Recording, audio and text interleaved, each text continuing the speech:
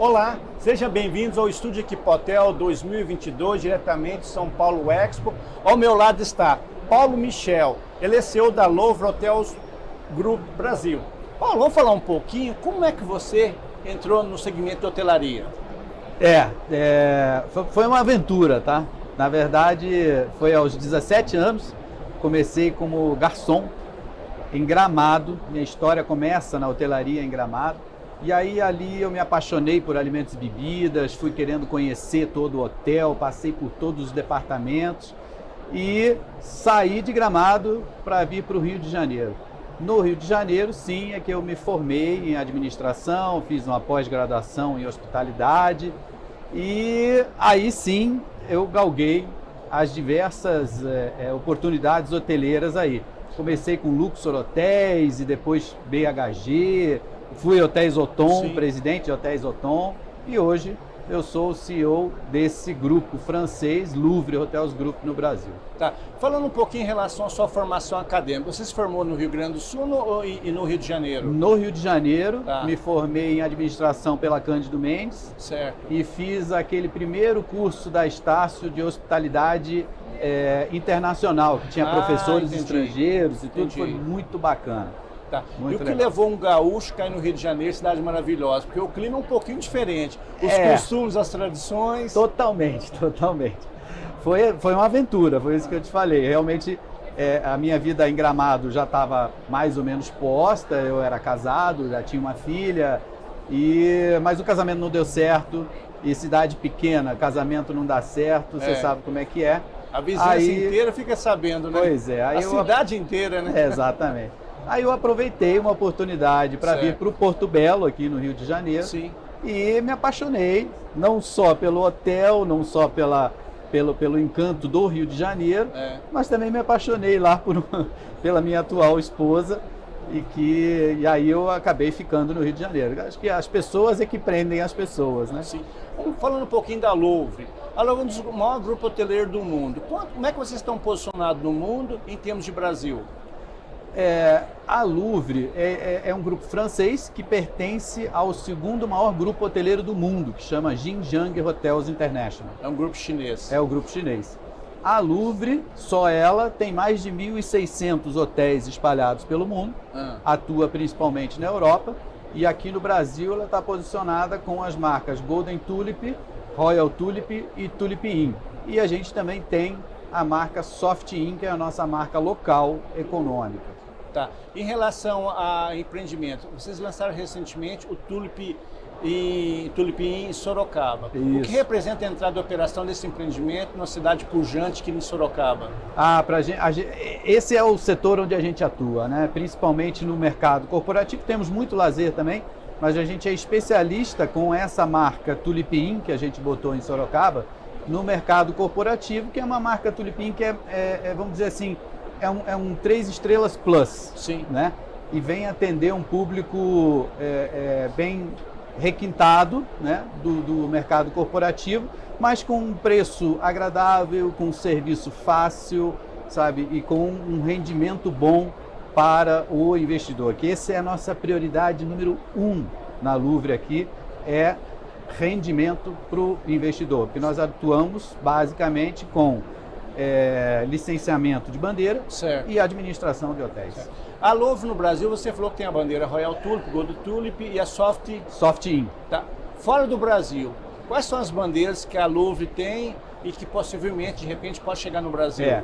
A Louvre tem a bandeira Kyriade, que a gente quer trazer para o Brasil. É uma bandeira o quê? É um mid-scale, upscale? É um mid-scale, por exemplo, Tulip Inn é um mid-scale, né? Mas vamos dizer assim, um 3 estrelas plus. Né? A Kyriade é um pouquinho mais abaixo.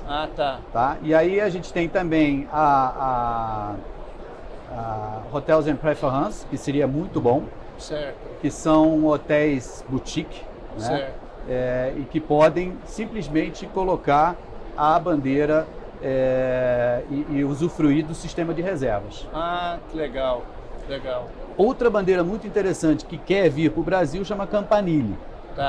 A Campanile é uma bandeira espalhada muito pela Europa e que tem um serviço diferenciado, onde os lobbies são lugares de convivência e muito atrativos.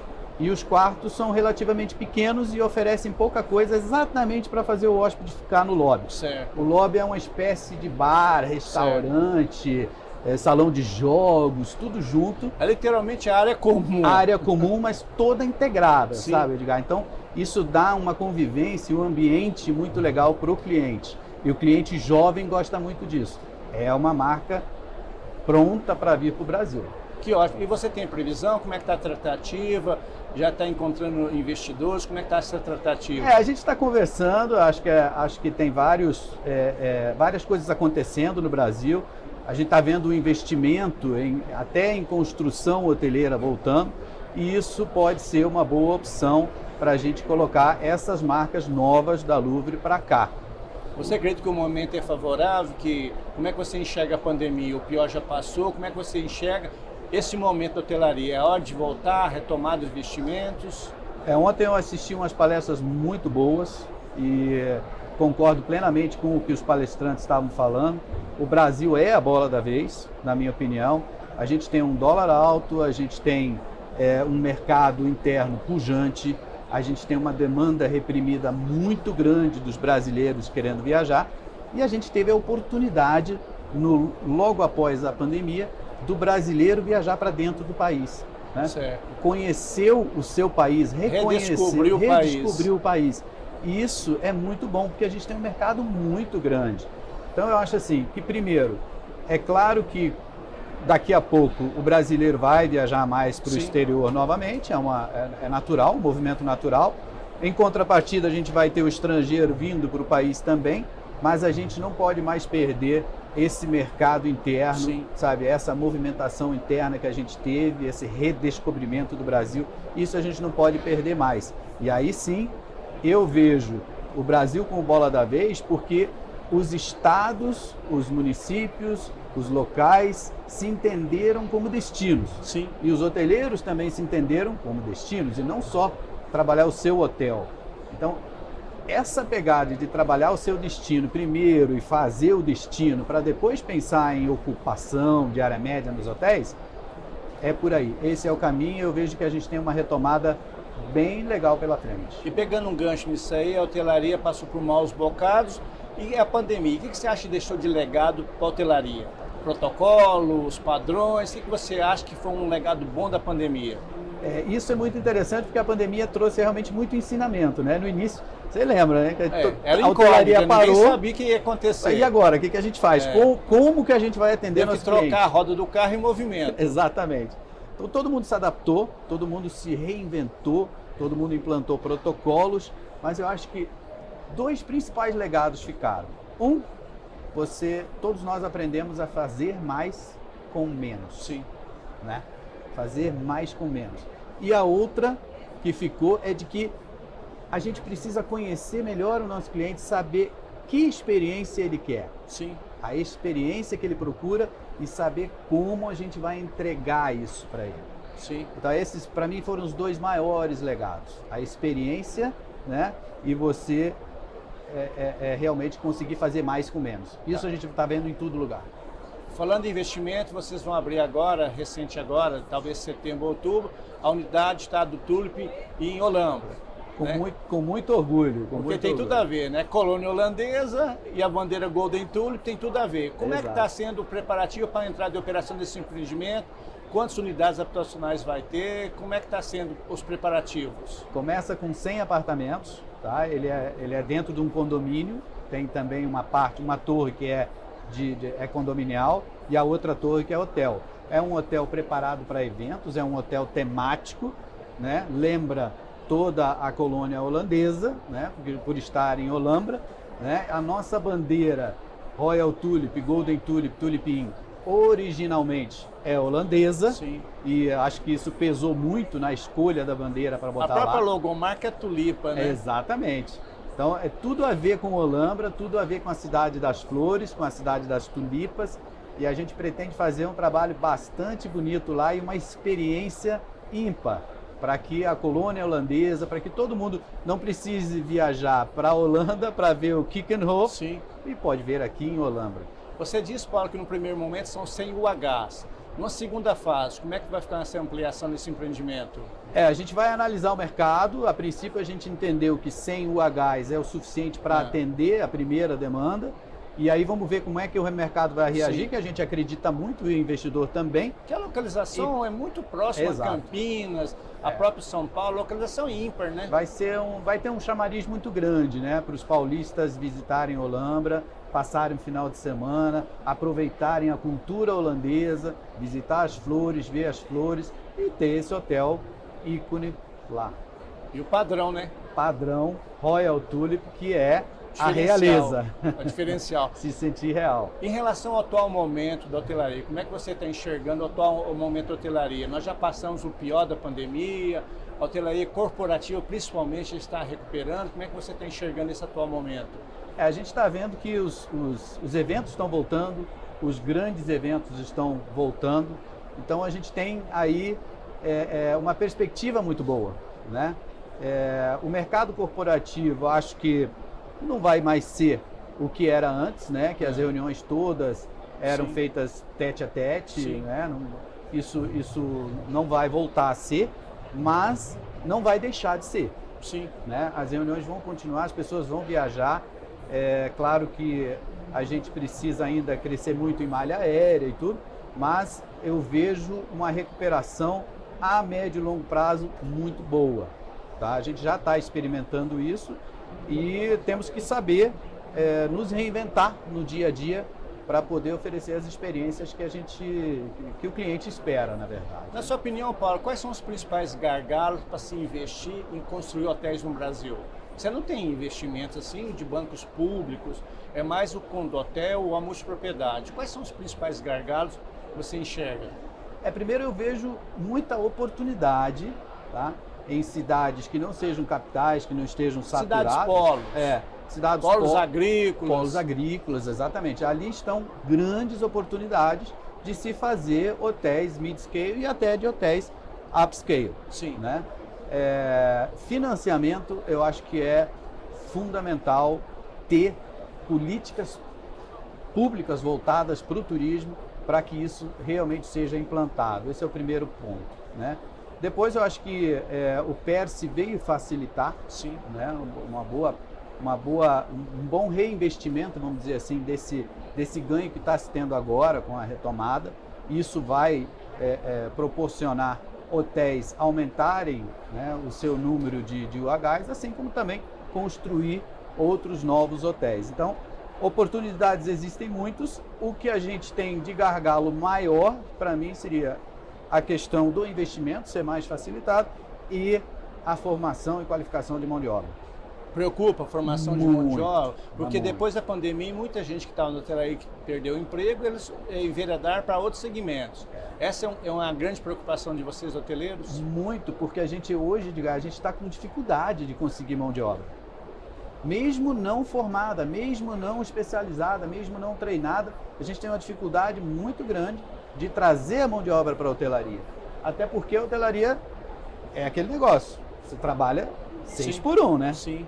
Fim de semana, e é um sacerdócio, feriado. Né? Exatamente, é um sacerdócio. Você, pela paixão, as pessoas trabalham. Sim. A gente precisa fazer as pessoas se apaixonarem pelo nosso segmento.